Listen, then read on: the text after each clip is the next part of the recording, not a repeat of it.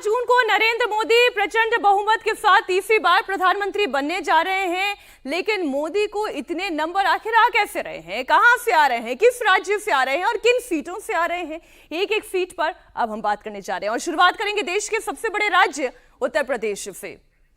सबसे पहले बात आइए गाजीपुर की करते हैं, जिसपे टफ फाइट मानी जा रही है और ये सीट है अफजाल अंसारी की, जहां वो समाजवादी पार्टी से चुनाव लड़ रहे हैं। और हमारा एग्जिट पोल ये बता रहा है कि गाजीपुर में अफजाल अंसारी फिलहाल आगे हैं। पारसनाथ राय यहां से भारतीय जनता पार्टी के उम्मीदवार हैं, वो फिलहाल पीछे नजर आ रहे हैं। यानी कि गाजीपुर की सीट एग्जिट पोल का अनुमान ये कहता है कि इसे समाजवादी पार्टी अपने खाते में कर लेगी और यहाँ भारतीय जनता पार्टी को हार का सामना करना पड़ सकता है। जनता से राय जो ली थी उसमें ये दिखाई दे रहा था अफजाल अंसारी को लेकर एक सेंटिमेंट है वहां पे, पारसनाथ राय को लेकर भी, लेकिन मुकाबला मुझे कड़ा दिखाई दिया था। मैं इस पर वापस आऊंगी आपके पास भावेश, मुझे पता है आपने एनालिसिस जो किया है।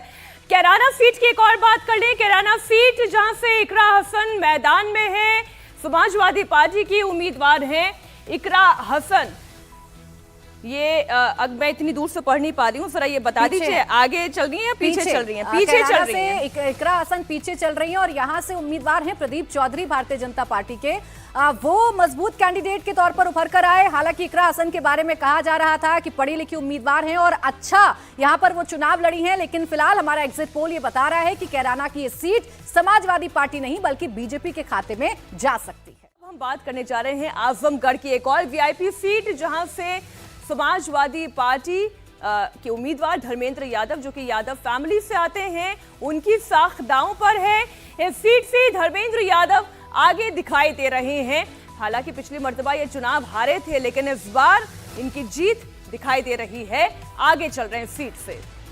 देखिए, आजमगढ़ से निरहुआ टक्कर दे रहे हैं धर्मेंद्र यादव को। उपचुनाव में निरहुआ ने ये सीट भारतीय जनता पार्टी की झोली में डाली थी, लेकिन एक बार फिर यहाँ पर जो फाइट है वो धर्मेंद्र यादव और निरहुआ के बीच में नजर आ रही है। और एग्जिट पोल ये बता रहा है कि आजमगढ़ में फिलहाल धर्मेंद्र यादव का पलड़ा भारी है। यानी कि धर्मेंद्र यादव, अनुमान ये कहता है कि धर्मेंद्र यादव आजमगढ़ की सीट को जीत सकते हैं। निरहुआ को एक बार फिर हार का सामना करना पड़ सकता है। गुड्डू जमाली एक फैक्टर थे उपचुनाव में, जिसे अखिलेश यादव ने ठीक चुनाव से पहले अपने साथ मिला लिया था और उसका जो रिफ्लेक्शन है वो जरूर कहीं ना कहीं नजर आ रहा है। अगली सीट की बात कर लेते हैं। अगली सीट सहारनपुर, इमरान मसूद, जहां से कांग्रेस के उम्मीदवार अपने तीखे बयानों के लिए, विवादित बयानों के लिए इमरान मसूद जाने जाते हैं। ये एक सीट ऐसी जहां पर इमरान मसूद आगे तो दिखाई दे रहे हैं, लेकिन टक्कर यहां पर बड़ी बराबरी की है, बड़ी क्लोज फाइट दिखाई दे रही है। देखिए, सहारनपुर की बात कर रहे हैं हम। सहारनपुर में क्लोज फाइट जो है वो नजर आ रही है। इमरान मसूद का दबदबा सहारनपुर में है। एक अच्छा खासा वर्ग है जो इमरान मसूद के कहने पर फैसले लेता है और उसका असर एग्जिट पोल के इस नतीजे में हमें नजर आ रहा है। दो सीट की हमने भावेश बात की, आजमगढ़ और सहारनपुर। पहले आजमगढ़ में बताइए, जब मैं आजमगढ़ गई तो काफी चर्चा निरहुआ के काम की भी हो रही थी। 1.5 साल में जो काम निरहुआ ने किया उसकी चर्चा हो रही थी। धर्मेंद्र यादव एब्सेंट रहते हैं, अखिलेश यादव जीत का प्रमाण पत्र लेने नहीं आते, ये तक लोग चर्चा कर रहे थे। फिर भी सपा यहां आगे है। देखिए, सपा के वहाँ आगे रहने के मेन रीजन वहाँ स्थानीय कारण है। जो वोट बैंक वहाँ पे है सपा का, वो बहुत उनके लिए परेशानी पैदा नहीं करता। हाँ, जो बाई पोल में पीछे 1.5-2 साल पहले जो हुआ था वो ये हुआ था कि मुस्लिम वोट लगभग डिवाइड हो गया था। गुड्डू जमाली बहुत बड़ा हिस्सा उसका लेके चले गए थे। अभी यहाँ ये देखा जा रहा था कि यादव, मुस्लिम और कुछ और जो छोटे ग्रुप के कास्ट है वो वहाँ पे इंटैक्ट हुआ है, तो बहुत ज़्यादा चैलेंजेस है नहीं वहाँ पे सपा के लिए। वहाँ पे जहाँ तक सहारनपुर की बात है, देखिए सहारनपुर में जैसे आपने कहा कि अपने बयानों की वजह से इमरान मसूद बहुत चर्चा में रहते। एक और उनकी पहचान है कि पिछले 5 साल उन्होंने 4-5 पार्टियां चेंज किया। पहले कांग्रेस में थे, फिर सपा में चले गए, फिर बसपा में चले गए, फिर कांग्रेस में आके पुनर्मुस्को बब्बर। उनकी बहुत अच्छी छवि है नहीं वहाँ पे, लेकिन चूंकि मुस्लिम आबादी बहुत ज़्यादा है वहाँ पे, और जो एंटी बीजेपी ग्रुप है वो बहुत ज़्यादा है वहाँ पे। शुरू में लग रहा था कि बसपा का कैंडिडेट, एक मुस्लिम कैंडिडेट था, उनको कुछ वोट मिलेंगे तो वो एक डिवाइड होगा जिसकी वजह से बीजेपी वहाँ पे निकाल सकती। वो होता हुआ नहीं दिख रहा है, जिसकी वजह से वहाँ पे बीजेपी अभी भी फाइट में। ऐसा मैं नहीं कह सकता कि नहीं जीत आप तो दे रहे हैं क्लोज फाइट है। क्लोज फाइट है, लेकिन पॉसिबिलिटी बहुत कम है कि बीजेपी वो सीट निकाल पाए। 2 और सीट जो हमने ब्रेक से पहले डिस्कस की थी, उसमें से एक सीट थी कैराना, जहां से इकरा हसन चुनावी मैदान में है। आपने उन्हें पीछे दिखाया है, क्यों, क्या कारण है? देखिए, इकरा हसन जिस फैमिली से आती है, उस फैमिली का या उनके आसपास के लोगों का बहुत रोल था जब दंगा हुआ था 2012-13 में यूपी में हुआ था। और तो इसके वजह से उनकी जो छवि है, उनको जो हिंदू मेजोरिटी जो है वहाँ पे उनको वोट मिलना बहुत ही मुश्किल है। हाँ, आप देखेंगे कि जब उसका हिस्टोरिकल यदि बैकग्राउंड देखें उस सीट का, जब सपा, बसपा, आरएलडी सब साथ ही, तभी बीजेपी एक बड़े अंतर से उस सीट को जीत ली थी। तो बहुत कोई वजह है नहीं कि वहाँ पे हिंदू लोग उनको जाके वोट करें, या जो उस दंगा से बहुत प्रभावित थे, उस दंगा की वजह से बीजेपी के साथ जुड़े थे। आपने देखा होगा जो 2014 में जो बीजेपी ने वेस्टर्न यूपी में जो अपने लिए बहुत बड़ी जगह बनाई, उसमें उस दंगा का बहुत बड़ा रोल था, मुजफ्फरपुर दंगा का। तो उसके बाद बहुत कोई संभावना है नहीं कि सपा वो सीट निकाल ले। मुझे तो ऐसा कोई क्लोज फाइट भी नहीं दिखता। ठीक है, इकरा हसन को आप यहाँ पीछे बता रहे हैं। अब उन सीटों की बात कर लेते हैं जो गढ़ कही जाती रही हैं समाजवादी पार्टी की, जहां किसी एक नाम के आगे पीछे चुनाव पूरा डिसाइड हो जाता है। बात रामपुर की कर रहे हैं, जहां मौलाना मोहिबुल्लाह नदवी समाजवादी पार्टी से चुनावी मैदान में हैं, और हमारा जो एग्जिट पोल है वो ये बता रहा है कि यहां से समाजवादी पार्टी के ये जो उम्मीदवार हैं, जो मौलाना साहब हैं, वो आगे हैं, और यहां पर भारतीय जनता पार्टी के जो कैंडिडेट हैं वो पीछे नजर आ रहे हैं। रामपुर भी वही सीट है जो उपचुनाव में बीजेपी ने अपने झोली में डाली थी, लेकिन एक बार फिर इस चुनाव में बीजेपी को सफलता मिलती हुई नजर नहीं आ रही है। ऐसी सीट मुरादाबाद की, मुरादाबाद, जहां पर तो बहुत वक्त तक इस बात को लेकर संशय बना रहा कि कैंडिडेट कौन होगा। समाजवादी पार्टी कैंडिडेट नहीं दे पाए, एफटी हसन के बाद फिर रुचि वीरा। लेकिन यहां का जो एग्जिट पोल है वो क्या बता रहा है आपके सामने। रुचि वीरा आगे दिखाई दे रही है। इसका मतलब तो ये हुआ कि जनता कंफ्यूज नहीं थी, उन्होंने तय कर रखा था कि देना तो वोट समाजवादी पार्टी को है। अब वो एफटी हसन हो या रुचि वीरा हो, अभी इसके पीछे का आकलन क्या है वो भावेश बताएंगे। लेकिन उससे पहले एक और सीट की बात कर ले, संभल।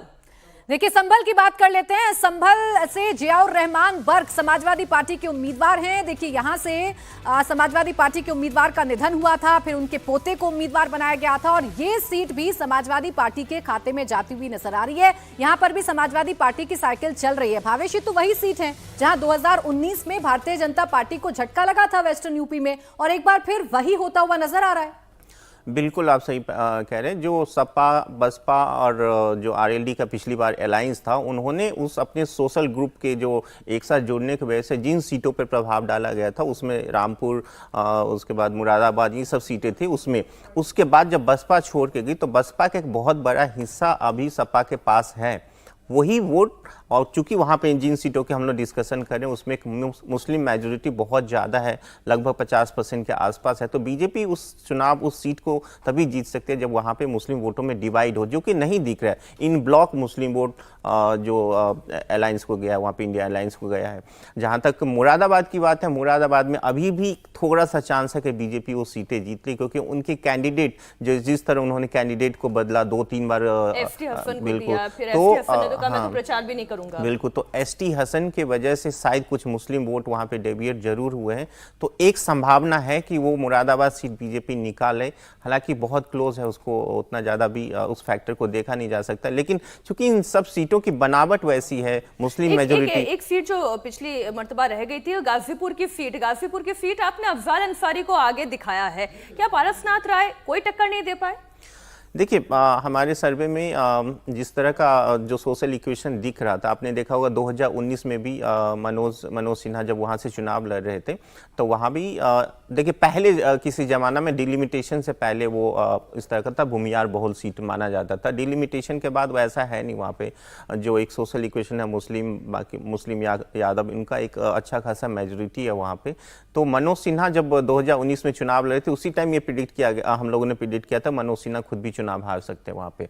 पारसनाथ राय नए कैंडिडेट को जरूर लेके आए, लेकिन उनकी जो जनता में कोई इनको बहुत पहले से कोई जानता नहीं था। संगठन के आदमी है, चुनाव लड़ना जानते, चुनाव जिता सकते हैं, संगठन के, लेकिन उनकी ऐसी छवि है नहीं कि वो किसी ऐसे को टक्कर दे सके। अब बाहुबली टाइप के लोगों को, जिनका अपना एक आधार होता है, खासकर जिस कम्युनिटी से आते हैं। तो ठीक है, गाजीपुर के बाद देखिए अभी वेस्टर्न यूपी की सीटों की हम बात कर रहे हैं और उस सीट की बात करते हैं जहां से ठाकुर नाराज हैं। ऐसा एक नैरेटिव चलाने की कोशिश की गई। वो सीट है मुजफ्फरनगर की, जहां संजीव बालियान के लिए अपनी ही पार्टी के एक नेता संगीत सोम ने मुश्किलें खड़ी करने की कोशिश की गई। हालांकि इन दोनों की दोस्ती कराई गई और फिर एक नैरेटिव चलाने के लिए कोशिश की गई कि सब कुछ ठीक है। यहां संजीव बालियान फिलहाल बीजेपी के उम्मीदवार हैं और वो इस सीट को निकालते हुए हमारे इस एग्जिट पोल में नजर आ रहे हैं।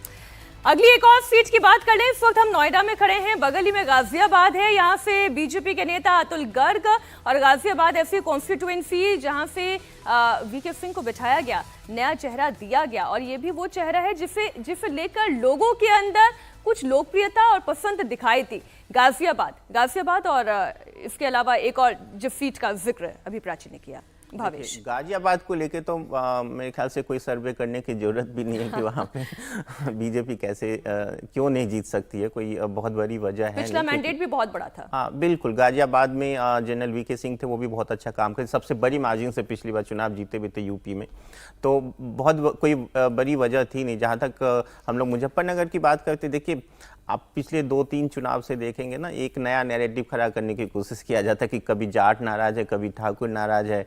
कभी बताया जाता था कि जब 2017 विधानसभा में यूपी में चुनाव होता था तो कहा जाता था कि शीला दीक्षित को सीएम प्रोजेक्ट किया गया था कांग्रेस की तरफ से शुरुआती दौर में, तो कहा गया था कि ब्राह्मण वोट बीजेपी से टूट के कांग्रेस के साथ जुड़ जाएंगे। ये सब नैरेटिव ना बहुत ज्यादा ग्राउंड पे वर्क नहीं करती है। जनरली आप देखेंगे ठाकुर वगैरह जो वेस्टर्न यूपी में जो जिसकी चर्चा हो रही है, वो सभी लोग दंगा से प्रभावित थे। वो लोग बीजेपी को पहले भी दंगा से पहले भी बीजेपी को वोट करते आए थे, तो उसमें कोई बहुत बड़ी नहीं। हाँ, जो सोशल मीडिया पे या कुछ दबंग टाइप के लोग हैं जिनका अपना पॉलिटिकल इंक्लाइनेशन होता है किसी पर्टिकुलर ग्रुप के साथ, वो लोग जरूर चिल्लाते हैं कि जो भी मुद्दा हुआ था राजकोट से जो शुरू हुआ था, उसका चुनाव में बहुत ज्यादा प्रभाव कहीं नहीं देखा गया। राजस्थान को लेकर चर्चा जरूर होती है कि राजस्थान में इसका प्रभाव देखा गया, लेकिन जिन पर्टिकुलर सीट की बात होती है वो पर्टिकुलर सीट बीजेपी स्थानीय कारण से आ रही है, वो राजपूत उसकी वजह से नहीं। अच्छा ठीक है, गाजियाबाद की बात हमने कर ली। अब गाजियाबाद की बात गौतम बुद्ध नगर की बात कर लेते हैं, यानी कि नोएडा की बात कर लेते हैं। यहाँ महेश शर्मा को एक बार फिर से टिकट दिया जाएगा या नहीं दिया जाएगा, इसको लेकर काफी अटकलें लगाई गई थी, लेकिन बीजेपी ने महेश शर्मा को उम्मीदवार बनाया और इस सीट पर महेश शर्मा जीतते हुए नजर आ रहे हैं। यानी कि बीजेपी की सीट जो कि सेफ सीट कही जाती है, वही सेफ सीट बनी हुई नजर भी आ रही है।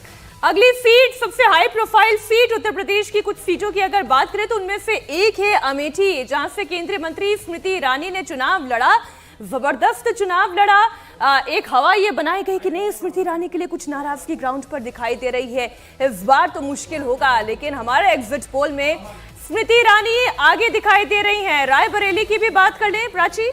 बिल्कुल, अमेठी के बाद रायबरेली की भी बात कर लेते हैं। यहां से राहुल गांधी को मैदान में उतारा गया। खुद सोनिया गांधी ने कहा रायबरेली को मैं अपना बेटा सौंप रही हूं और रायबरेली एक बार फिर से कांग्रेस के साथ इंटैक्ट नजर आ रही है, यानी कि रायबरेली की सीट राहुल गांधी जीत रहे हैं हमारे एग्जिट पोल के मुताबिक। ऐसा ही अनुमान लगाया भी जा रहा था। अमेठी में नाराजगी की बातें भावेश सामने आई, लेकिन फिर भी कि रायबरेली को बेटा सौंपा और बेटे को रायबरेली की जनता ने खूब पोषण दिया। देखिए, रायबरेली की बात जहां तक है, जब हम लोग ओपिनियन पोल करते थे मार्च अप्रैल के महीने में, तो दिख रहा था कि बीजेपी ये सीट निकाल सकते हैं, पहली बार ये सीट निकाल सकते हैं, लेकिन बीजेपी ने कैंडिडेट सिलेक्शन में बहुत, जब आप किसी ऐसे सीटों पे चुनाव लड़ते हैं जहां पे आपके सोशल इक्वेशन आपके फेवर में ना हो, या वहाँ पे कोई बहुत बड़े कैंडिडेट, बहुत मतलब किसी का सेफ सीट रहा, उस पर आप जब चुनाव लड़ते तो आपको कैंडिडेट सिलेक्शन बहुत पहले करना चाहिए था, अच्छा कैंडिडेट देना चाहिए था। आप दिनेश प्रताप सिंह को टिकट यदि देना ही था तो 2-3 महीने पहले दे देते, जैसे यूपी में आपने मार्च के महीने में अनाउंस कर दिया था। वहाँ पे देखिए जो उस सीट की रायबरेली की बनात है, 34% के आसपास वहाँ पे दलित है। शुरू में हम लोग कहते किसी दलित को यदि बीजेपी वहाँ पे कैंडिडेट, उनके जो डिस्ट्रिक्ट प्रेसिडेंट है वो दलित आते हैं, और वहीं से एक शुरू हुआ था कि बीजेपी वहाँ जीत सकती है, क्योंकि दलितों में एक तरह का दिख रहा था कि वो बीजेपी को वोट करना चाहते हैं यदि बीजेपी उस तरह का कैंडिडेट देती तो। लेकिन धीरे धीरे हुआ कि बहुत उन्होंने लेट कैंडिडेट दिया और फिर से उन्होंने रिपीट कैंडिडेट दिया, जिसकी बहुत ज्यादा छवि अच्छी है नहीं उनकी, जानबूझ के वॉकओवर टाइप्स दे दिया, माना जा सकता है वो कि वॉकओवर देना कहिए या कुछ आप कुछ सोच के उन्होंने किया होगा, क्या पता आगे का कुछ और प्लान हो उनका, मुझे नहीं पता। एक सीट और मैनपुरी, जहां से समाजवादी पार्टी की उम्मीदवार अखिलेश यादव की धर्मपत्नी डिंपल यादव ने चुनाव लड़ा। मैनपुरी सीट डिंपल यादव जीत सकती हैं। ये समाजवादी पार्टी का गढ़ है, इसमें कोई दो राय नहीं। और अगर यादव फैमिली की बात करें तो चुनिंदा यादव जिन्हें टिकट दिया गया वो परिवार के थे। आजमगढ़ हो गया, इधर आप देख लें मैनपुरी की बात कर ले, कन्नौज की बात करें जहां से यादव फैमिली चुनाव लड़ रही है, कन्नौज की बात कर ले अखिलेश यादव जहां से चुनाव लड़ रहे हैं। बिल्कुल, देखिए कन्नौज की बात करें, सुब्रत पाठक ने यहीं से हराया था डिंपल यादव को। अखिलेश यादव यहां से मैदान में उतरे और उसका असर होता हुआ नजर आ रहा है। कन्नौज से अखिलेश यादव जीत का परचम लहरा सकते हैं, ऐसा एग्जिट पोल बताता हुआ नजर आ रहा है। सुब्रत पाठक की जो इमेज है वो कहीं ना कहीं अब आप कह सकते हैं अखिलेश यादव के सामने जरूर कमजोर पड़ रही है। हमारे